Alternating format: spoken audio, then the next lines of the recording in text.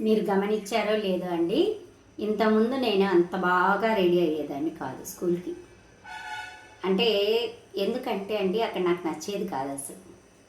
నాకు నచ్చితేనే నేను అక్కడ బాగా రెడీ అయ్యి వెళ్తాను. ఎవరికైనా అంతే అండి, మనసు ప్రశాంతంగా ఉండి అక్కడ చెయ్యాలి అనిపిస్తేనే మనం బాగా రెడీ అవుతాం. ఒకప్పుడు అండి నేను అంటే నా కెరియర్ స్టార్టింగ్లో ప్రతిరోజు బాగా రెడీ అయ్యి వెళ్ళేదాన్ని.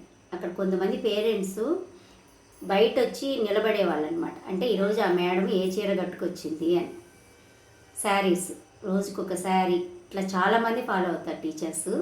అది ఒక టీచర్లకు మాత్రమే సొంతం అండి. ఆ చీరలు, రకరకాల డ్రెస్సులు, రకరకాల జ్యువెలరీ, రకరకాల పూలు అన్నీ పెట్టుకుంటే ఒకరు అబ్జర్వ్ చేసేది అనేది టీచర్లకు మాత్రమే ఉంటుంది. ఇంకే ప్రొఫెషన్లో ఎవరు చూడరు. ఏ డ్రెస్ వేసుకెళ్ళారో చూడరు, ఏం వేసుకున్నారో చూడరు. కానీ టీచర్ మాత్రం అందరూ అబ్జర్వ్ చేస్తారు. పిల్లలు ఎక్కువగా అబ్జర్వ్ చేస్తారు. అందుకని ఏంటంటే ప్రతిరోజు ఏ కలర్ కట్టుకొని వస్తుంది, ఎలా వస్తుంది అనేది బయట పేరెంట్స్ చూసేవాళ్ళంట. అది నాకు తర్వాత తెలిసిందండి, నాకు ఎవరు చెప్పలేదు. ఇట్లాగా పలానా కమలా మేడం ఏ చీర కట్టుకొస్తుంది ఈరోజు అనేది చూసేవాళ్ళంట పేరెంట్స్ వచ్చి. సో అట్లాగా ఉండేదన్నమాట అప్పటి రోజుల్లో. ఇప్పుడు అలాంటివి ఏమీ లేవండి. అదేంటో ఆ పిచ్చి డ్రెస్సులు ఏంటో, ఆ చుడీదార్స్ ఏంటో, టీచరు అందరు ఇలియానాలేనండి. అందరు ఇలియానాలాగా తయారైపోతున్నారు టీచర్స్ కూడా.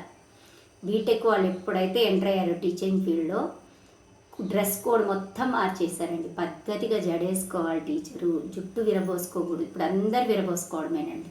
నేను తప్పు పట్టడం లేదు, కానీ ఒక ప్రొఫెషన్కి ఒక మర్యాద అనేది ఉంటుంది. దాన్ని మాత్రం ఖచ్చితంగా ఫాలో అవ్వాలండి. జ్యువెలరీ వేసుకోవాలన్నాం కదా అని చెప్పి పిచ్చి పిచ్చిగా ఇంత బుట్టలు, ఇంతింత నగలు, ఇంతింత నెక్లెస్లు, ఆర్టిఫిషియల్ అన్నీ, గాజులు, హ్యాంగింగ్స్, చేతులకు హ్యాంగింగ్ గాజులు అండి ఇప్పుడు టీచర్స్ కూడా. అవి ఎలా ఉంటాయండి? బ్లౌజులు కూడా ఏవేవో పిచ్చి వర్కులు, ఇట్లా కాదు. నేను ఓన్లీ పైపింగ్ మాత్రమే వేస్తాను. పిచ్చి పిచ్చి వర్క్స్, రాళ్ళు, రప్పలు అన్నీ పెట్టుకొని నేను విమర్శిస్తున్నానని అనుకోకండి. నా ప్రొఫెషన్ని నేను గౌరవిస్తున్నాను.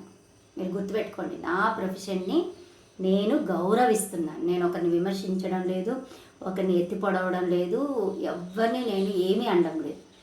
నా ప్రొఫెషన్ని నేను గౌరవించుకుంటున్నాను. అదొక్కటేనండి. ఓకేనా? కాబట్టి ఏ ప్రొఫెషన్ని వాళ్ళు గౌరవించుకోవాలి. అప్పుడే ఆనందంగా ఉంటాం. ఓకేనా? జబ్బులు రాకుండా ఉంటాయి ఫస్ట్.